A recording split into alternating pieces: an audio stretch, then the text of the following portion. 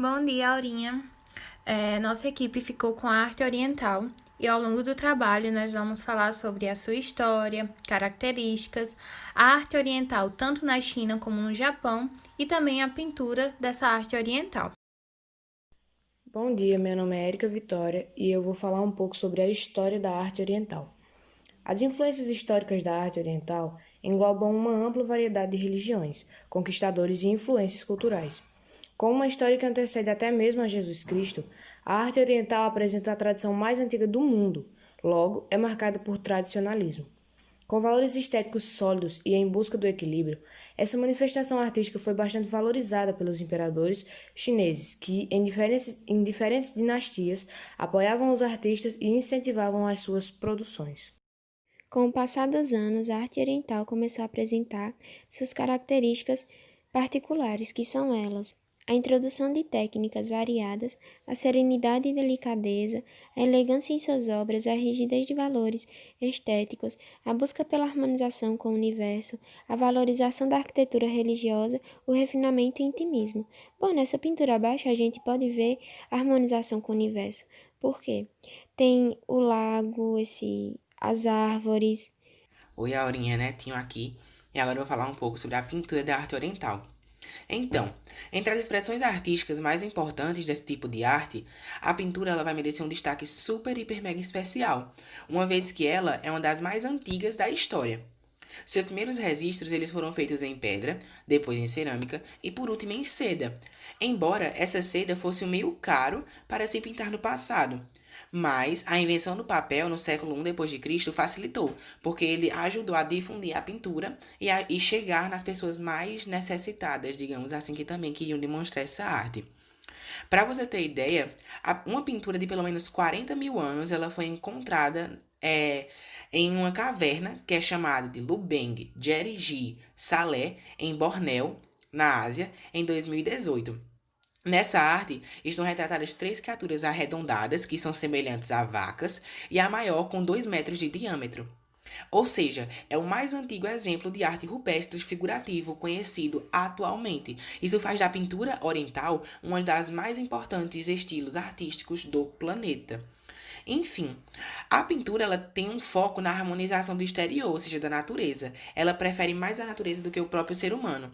A pintura da arte oriental ela não tinha como objetivo a representação, mas sim a expressão. Ou seja, eu vou falar aqui em outras palavras. Ela atribuía mais importância à formulação do conceito da obra antes da pintura do que à precisão visual da forma como é pintada. Além da emoção, a pintura oriental ela priorizava, a delicadeza, ou seja, características que podem ser observadas até hoje.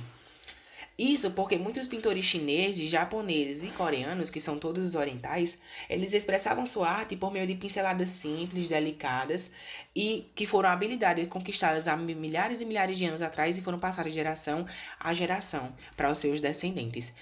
Por isso e por mais outras características, a pintura oriental é uma das artes mais importantes da cultura oriental. Bem, nessa foto que está exposta aí no slide, ela é a caverna de Bornéu, na Ásia, onde está localizada a mais antiga pintura rupestre conhecida atualmente, que foi descoberta em 2018, que já foi falado anteriormente.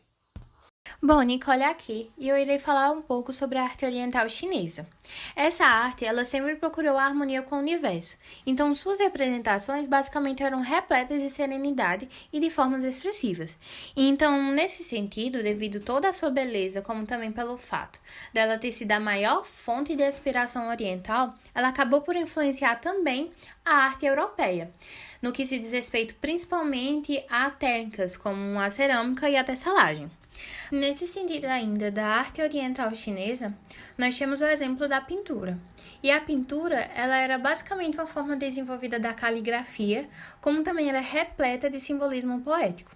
E quando eu falo desse simbolismo poético, é porque os artistas, eles preferiam representar suas telas, suas pinturas, enfim, a sua arte, através de uma visão ideal do que a retratar uma visão realística. Nesse sentido ainda da pintura, nós temos o exemplo da perspectiva múltipla.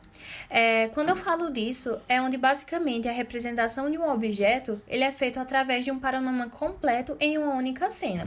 Um exemplo, se eu tenho um estojo aqui em minha mesa e eu vou representar ele, eu represento ele tanto de trás, de frente, esquerda, direita, enfim, um panorama completo em uma única cena, ou seja, tipo, a partir do momento em que eu estou o vendo.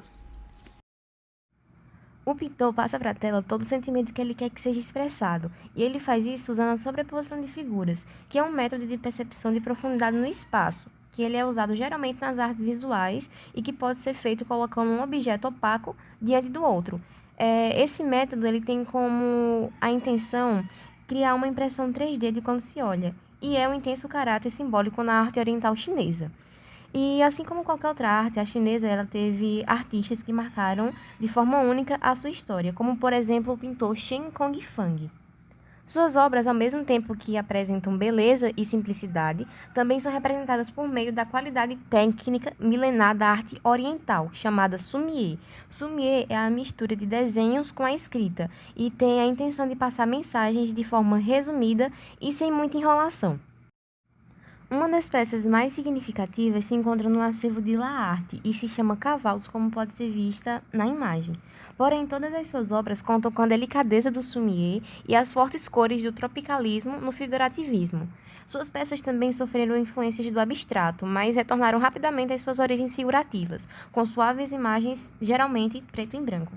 As influências históricas da arte oriental englobam uma ampla variedade de religiões, conquistadores e influências culturais. Com a história que antecede a Cristo, a arte oriental apresenta a tradição mais antiga do mundo, logo é marcada por tradicionalismo. Ele tem valores estéticos sólidos e em busca do equilíbrio. Essa manifestação artística foi bastante valorizada pelos imperadores chineses, que em diferentes dinastias apoiavam os artistas e incentivavam as suas produções. Influenciando a arte ocidental, esse estilo inspirou pintores impressionistas que queriam transpor para suas obras o refinamento dos grafuristas japoneses. Já Matisse, um dos maiores celebres artistas da história, teria utilizado as estampas japonesas com impulso criativo. A manifestação ficou popular pelo uso de cores fortes, pela força da arte da gravura, e também tinha o intimismo, a delicadeza e a intensidade. Tinha a serenidade, a delicadeza, tinha a elegância em suas obras, a rigidez de valores estéticos e tudo mais. Como podemos ver na imagem, o uso de cor forte, a rigidez, a intensidade, a delicadeza em cada ponto também, e enfim. Continuando falando sobre a arte oriental japonesa, uma ótima representante da arte oriental japonesa moderna foi Tomio Otaki, que disse, abre parêntese, minha obra é ocidental, porém sofre grande influência japonesa, reflexo da minha formação. Esta influência está na procura de síntese.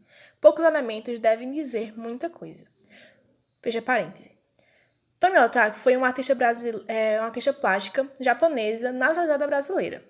E é uma das principais representantes do abstracionismo informal. Suas obras elas abrangem entre pinturas, gravuras e esculturas. Você pode encontrar algumas das artes delas no Auditório do Ibirapuera, Memorial da América, no Teatro Pedro II, no Maury Talker, no Hotel Brasília Alvorada e entre outros.